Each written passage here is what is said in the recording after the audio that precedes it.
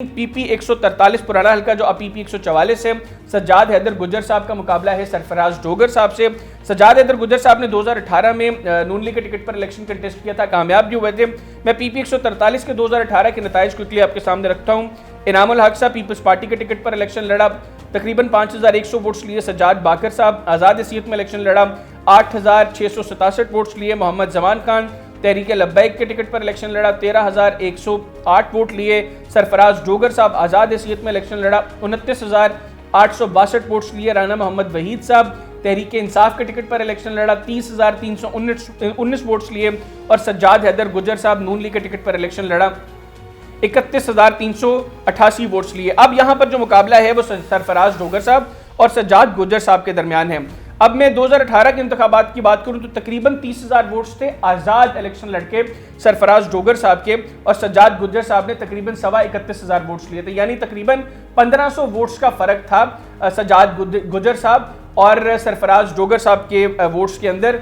और इसमें सरफराज डोगर साहब तब आज़ाद हैसियत में थे, इस हल्के में पाकिस्तान तहरीक इंसाफ का उम्मीदवार था। इस हल्के में भी अक्सरियती बिरादरी जो है वो डोगर भी है, राजपूत भी इस हल्के में है, और मुस्लिम लीग नवाज इस हल्के में सूबाई असम्बली की नशिस्त पर निस्बतन कमज़ोर है, और सरफराज डोगर साहब के जीतने के काफ़ी चांसेस हैं, जो इस प्रेशर कुकर के निशान पर इलेक्शन कंटेस्ट कर रहे हैं और तहरीक इंसाफ के हमायत याफ्ता उम्मीदवार तहरीक इंसाफ के कैंडिडेट हैं।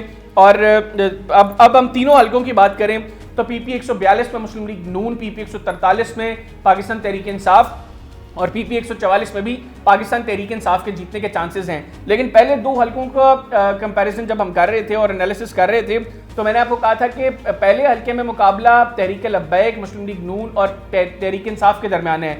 लेकिन जब हम शेर अकबर साहब वाले हल्के में चले गए पीपी 143 में, तब मैंने कहा अब यहाँ पर मुकाबला रह गया मुस्लिम लीग नवाज और तहरीक इंसाफ में। तो अब जो डिसाइडिंग फैक्टर है वो आ गया पीपी 144 इस एतबार से।